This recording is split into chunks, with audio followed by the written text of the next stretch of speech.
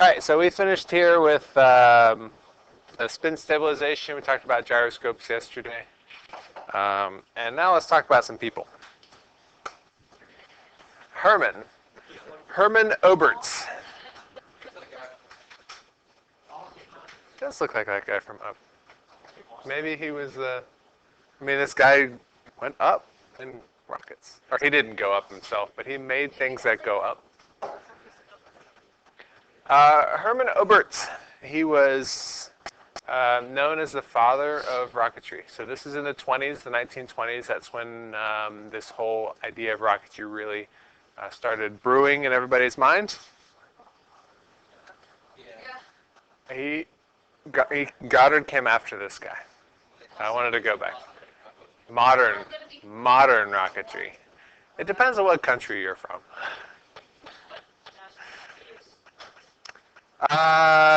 European.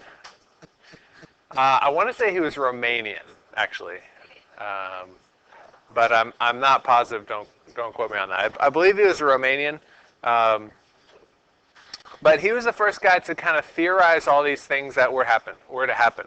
So he was influenced by Jules Verne. I don't know if you've heard of Jules Verne as a science fiction writer. He wrote a lot of kind of fanciful stories about traveling to distant worlds. He wrote one specifically that influenced these rocketry guys, which was basically man flying on a rocket to the moon. And so as a child, he read these books and was kind of interested enough to go for it. And so he started developing these ideas of rockets. Specifically, he conceptualized the idea that maybe you could actually use one of these multi-stage rockets, which had been developed, hundreds of years before, in order to actually take a person into space. Hello.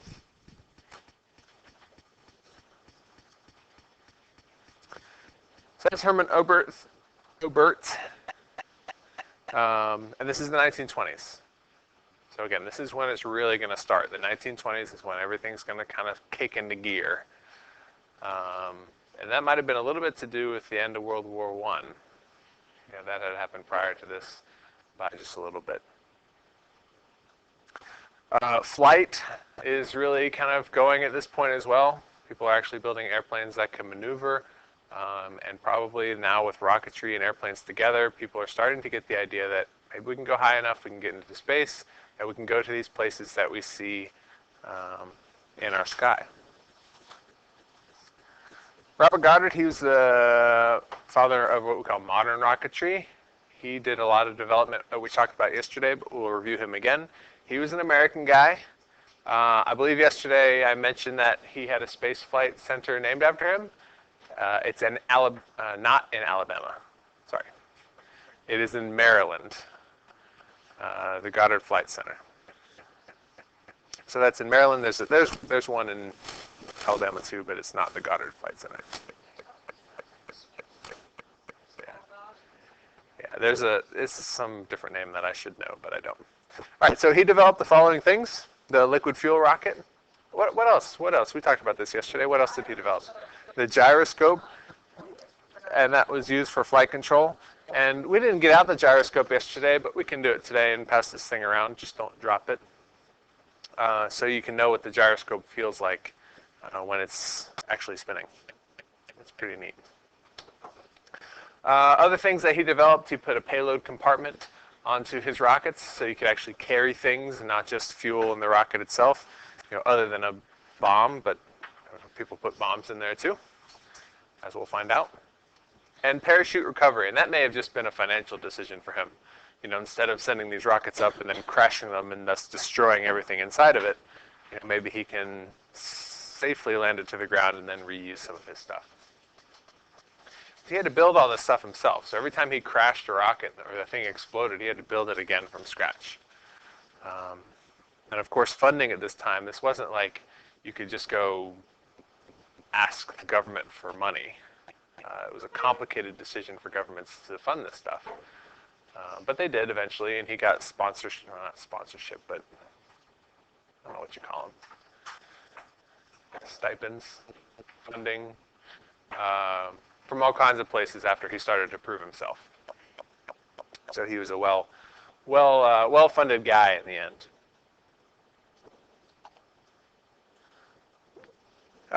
Von Braun, he was a German, and like I mentioned, he was a Nazi. Or he wasn't a Nazi at first. He graduated into the Nazi Party when they took control. You know.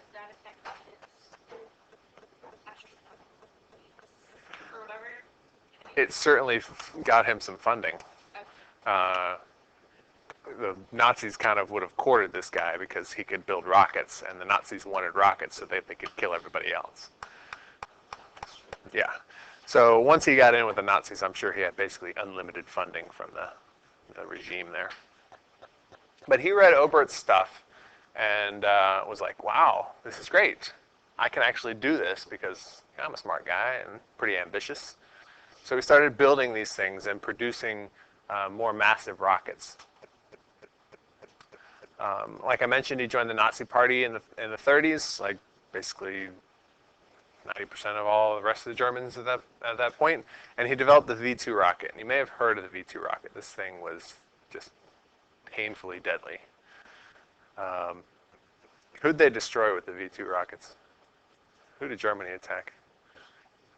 Russia, Poland, everybody else. How far away? Come on, European history guys. Who's the furthest? How far did Germany get? France and England. Yeah, they pounded London with these things. And that's the range. I don't know. That's a good question. I need my European history guys to come through for me.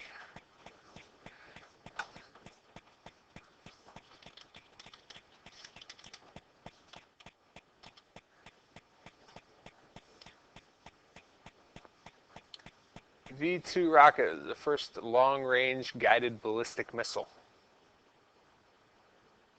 3,000 V2s were launched at Allied targets during the war.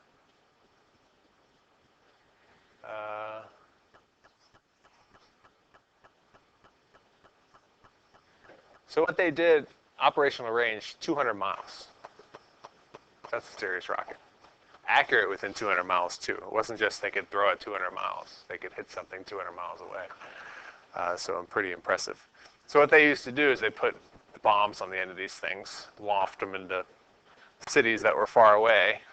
Cities couldn't do anything about it. You're 200 miles away. It's like me launching a bomb to Chattanooga. Nasty, nasty little things that he developed here. No, it's not like you could put a plane up there and shoot it. The technology just wasn't there. Now, fortunately for everybody, the Nazis were defeated during this war, and all the German scientists basically got immunity. You know, this guy probably was responsible for, or directed the program, which was responsible for killing thousands and thousands of people. But since he's a scientist, he's a really bright guy, everybody's like, we forgive you. Just come and show us what you did. And so all these Nazi scientists, including von Braun himself, defected to all these countries that just overthrew the Nazis. So some of them went to Russia, a lot of them went to the United States. And the United States had a whole thing, it was like Operation Paperclip or something like that, where they basically talked all these scientists to come and help them develop the war, the rockets that they had made during the war. This is a very interesting quote that I thought, that I read from von Braun about his introduction to rocketry. He was reading Oberth's book and he said this: I was appalled by the fact that it was filled with mathematical equations. Again, reading Oberth's book. It's like, this is stupid. Because at that time, neither math nor physics were exactly my strength at school. I hear that all the time. I'm not a math guy, I'm not a science guy. But he was interested enough. So I went to my math teacher and I asked him what I could do to understand this book, because I really wanted to understand whether it was possible to build such rockets. And that's what he did. Instead of saying, oh, I'm not a math guy or I'm not a science guy, he said, this is interesting. I wonder how I can do it. And he went and figured it out. Admittedly, not a math and science guy, he became a math and science guy because he was interested in the field. I thought that's something that everybody could hear at least once. There's a video clip of him saying it's not like I just made this stuff up either.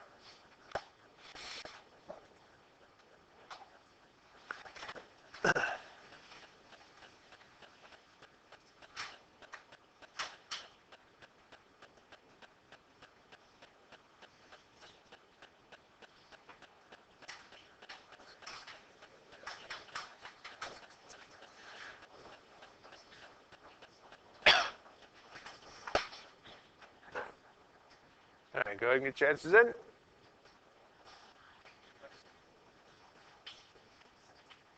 No, it wasn't Mexico.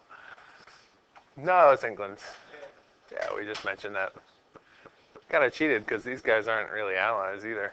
Mexico is just too far away. I don't know about Egypt. Was it? Oh, probably wouldn't have bombed them then, huh?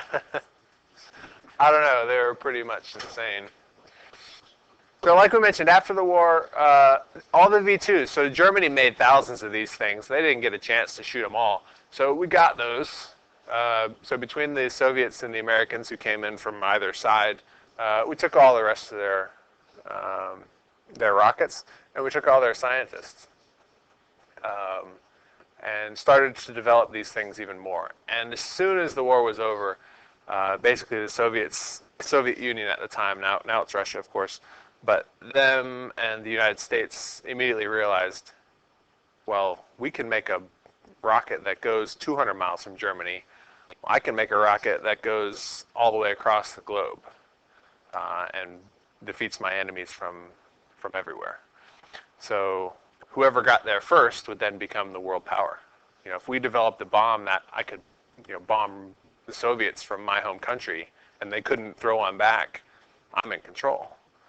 And so there was this race after World War II to develop these, what we call intercontinental ballistic missiles, or ICBMs, as they like to put it. And it wasn't very long after the fact that we did this. I'd say within 10 years after World War II, they had developed these things. So we could then launch from the United States and blow up anybody, anywhere in the world. And you can say, that's some power. That's some power for a country to have. So it's very important that we got these guys, and you can imagine the hustle that had to go on in order to do it.